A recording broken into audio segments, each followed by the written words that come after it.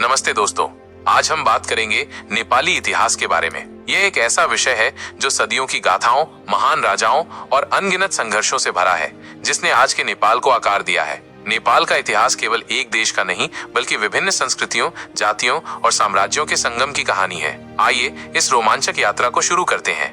प्राचीन नेपाल, किंवदंतियों से लेकर शक्तिशाली साम्राज्यों तक, नेपाल का इतिहास अक्सर पौराणिक कथाओं से शुरू होता है। सबसे प्रसिद्ध कथा काठमांडू घाटी से जुड़ी है, जिसे माना जाता है कि कभी एक विशाल झील थी। बौद्ध संत मंजूश्री ने अपनी तलवार से चोभार की पहाड़ी को काटकर झील का पानी निकाला और इस तरह रहने योग्य घाटी का निर्माण हुआ। इसके बाद गोपाल वंश गाय चराने वाले और महिषपाल वंश भैंस चराने वाले जैसे शुरुआती शासकों का उल्लेख मिलता है, हालांकि इनके ऐतिहासिक प्रमाण कम हैं। लगभग 8वीं शताब्दी ईसा पूर्व से पहली शताब्दी ईस्वी तक किरात वंश ने शासन किया। ये लोग पूर्वी एशिया से आए थे और उन्होंने नेपाल में प्रारंभिक सभ्यता की नींव रखी। गौतम बुद्ध के जन्मस्थान लुम्बिनी का महत्व भी इसी काल से जुड़ा है, जो नेपाल को एक पवित्र भूमि बनाता है। पहली शताब्दी ईस्वी के आसपास लिच्छवी वंश का उदय हुआ। ये शासक भारत से आए थे और इन्होंने नेपाल में एक स्वर्ण युग की शुरुआत की। लिच्छवियों ने कला, वास्तुकला और साहित्य को बढ़ावा दिया। कई प्राचीन मंदिर और शिलालेख जैसे चागु नारायण मंदिर और पशुपतिनाथ मंदिर के शुरुआती रूप इसी काल के हैं। इस काल में व्यापार और कृषि का भी महत्वपूर्ण विकास हुआ। चीनी यात्री हुएन त्सांग ने नेपाल का दौरा किया और अपने वृत्तांतों में लिच्छवी साम्राज्य की समृद्धि का वर्णन किया। मध्यकालीन नेपाल, मेडिइवल नेपाल, मल्ल वंश, मल्ला डायनेस्टी, 12वीं शताब्दी ईस्वी में मल्ल वंश का उदय हुआ और उन्होंने लगभग 600 वर्षों तक शासन किया। यह काल नेपाल के कलात्मक और सांस्कृतिक विकास का चरमोत्कर्ष था। मल्ल राजाओं ने ललित कलाओं, वास्तुकला, संगीत और साहित्य को संरक्षण दिया। काठमांडू घाटी को भक्तपुर, पाटन और काठमांडू के 3 प्रतिस्पर्धी राज्यों में विभाजित किया गया था। प्रत्येक का अपना शाही दरबार और अद्वितीय कलात्मक शैली थी। वास्तुकला और शहरीकरण, आर्किटेक्चर एंड अर्बनाइजेशन, दरबार स्क्वायर, डरबर स्क्वायर्स, काठमांडू, पाटन और भक्तपुर में स्थित मल्ल वास्तुकला के उत्कृष्ट उदाहरण हैं, जिनमें जटिल नक्काशीदार लकड़ी के मंदिर, महल और आंगन शामिल हैं। सामाजिक और धार्मिक जीवन, सोशल एंड रिलीजियस लाइफ, मल्ल काल में हिंदू धर्म और बौद्ध धर्म का सह अस्तित्व और विकास हुआ। तांत्रिक परंपराएं और कुमारी पूजा भी इसी काल में फली फूली। विभाजन और बाहरी प्रभाव, डिविजन एंड एक्सटर्नल इन्फ्लुएंस, 15वीं शताब्दी में मल्ल साम्राज्य का विभाजन हो गया, जिससे तीनों राज्यों के बीच लगातार संघर्ष होता रहा। इस अवधि में पड़ोसी राज्यों और तिब्बत के साथ व्यापार और सांस्कृतिक आदान प्रदान भी जारी रहा। आधुनिक नेपाल का उदय, पृथ्वी नारायण शाह और एकीकरण, 18वीं शताब्दी के मध्य में नेपाल का राजनीतिक मानचित्र छोटे छोटे राज्यों में बंटा हुआ था। इनमें पश्चिम में 22 राज्य, 22 रियासतें, मध्य में 24 राज्य, 24 रियासतें और काठमांडू घाटी के 3 मल्ल राज्य प्रमुख थे। ये राज्य अक्सर आपस में लड़ते रहते थे, जिससे बाहरी शक्तियों के लिए ये एक आसान लक्ष्य बन सकता था। इसी समय पश्चिम नेपाल के गोरखा राज्य के महत्वाकांक्षी राजा पृथ्वी नारायण शाह 1723-1775 ने एकीकरण का सपना देखा। उन्होंने अपनी कुशल सैन्य रणनीति और कूटनीति से विभिन्न राज्यों को जीतना शुरू किया। 1744 में नुआकोट पर विजय, 1767 में कीर्तिपुर पर कठिन विजय, 1768 में काठमांडू पर अचानक विजय, 1769 में ललितपुर और भक्तपुर का अधिग्रहण। इन जीतों के साथ ही उन्होंने एक विशाल और एकीकृत नेपाल राष्ट्र की स्थापना की। उन्हें आधुनिक नेपाल का निर्माता माना जाता है।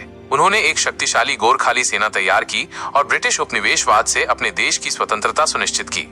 राणा शासन और लोकतंत्र की ओर यात्रा, पृथ्वी नारायण शाह के उत्तराधिकारियों ने साम्राज्य का और विस्तार किया, जिससे ब्रिटिश ईस्ट इंडिया कंपनी के साथ आंग्ल नेपाल युद्ध 1814-1816 हुआ। सुगौली की संधि ने नेपाल की सीमाओं को परिभाषित किया, लेकिन नेपाल कभी सीधे ब्रिटिश उपनिवेश नहीं बना, जो इसकी एक बड़ी उपलब्धि थी।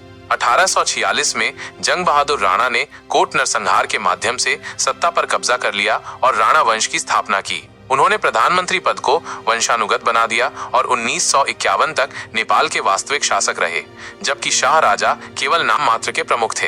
राणा शासन एक निरंकुश और सामंती व्यवस्था थी, जिसने देश को आधुनिक विकास से काफी हद तक वंचित रखा।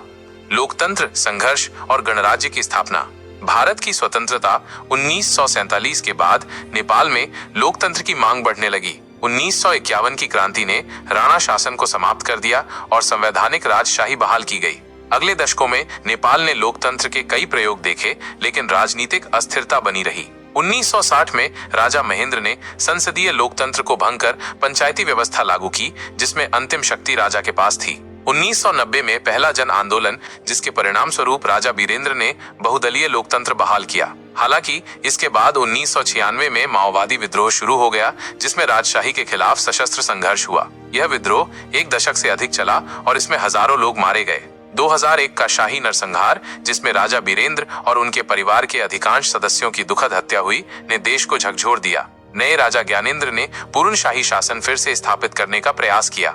इसके जवाब में 2006 में दूसरा जन आंदोलन, जिसने राजा को सत्ता छोड़ने और लोकतंत्र बहाल करने के लिए मजबूर किया।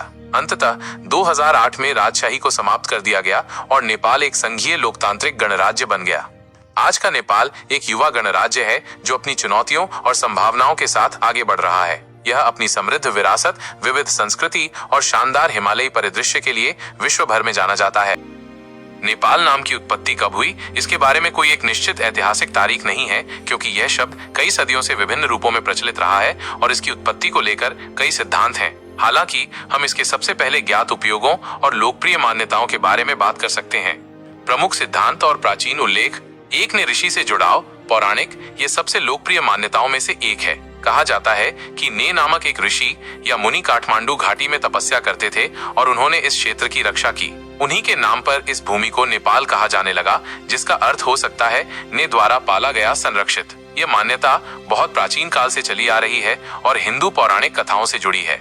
2. तिब्बती बर्मी भाषा से व्युत्पत्ति। एक अन्य सिद्धांत के अनुसार नेपाल शब्द तिब्बती बर्मी भाषाओं से आया है। कुछ विद्वानों का मानना है कि इसमें ने का अर्थ मध्य और पा का अर्थ देश हो सकता है, जो नेपाल की मध्य हिमालयी स्थिति को दर्शाता है। कुछ अन्य इसे ने गाय चौपाया और पा रखवाला निवासी से जोड़ते हैं, जिसका अर्थ गायों के रखवालों का देश हो सकता है, जो गोपाल वंश से जुड़ाव दर्शाता है।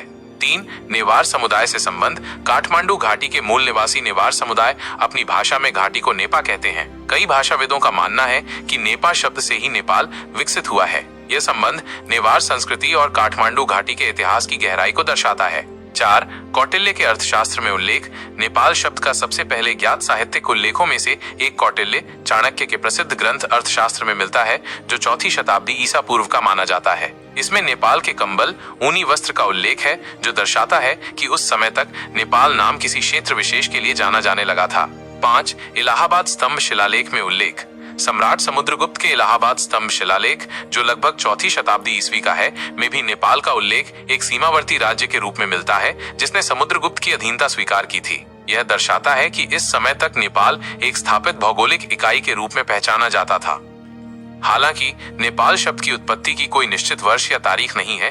यह स्पष्ट है कि यह नाम प्राचीन काल से ही प्रचलन में रहा है, संभवतः ईसा पूर्व की शताब्दियों से। 4वीं शताब्दी ईसा पूर्व के कौटिल्य के अर्थशास्त्र और 4वीं शताब्दी ईस्वी के समुद्रगुप्त के शिलालेखों में इसके उल्लेख से पता चलता है कि कम से कम 2000 से अधिक वर्षों से ये नाम प्रयोग में है। विभिन्न किंवदंतियां और भाषाई विश्लेषण इस बात की पुष्टि करते हैं कि ये शब्द नेपाल की भूमि और संस्कृति के साथ गहराई से जुड़ा हुआ है।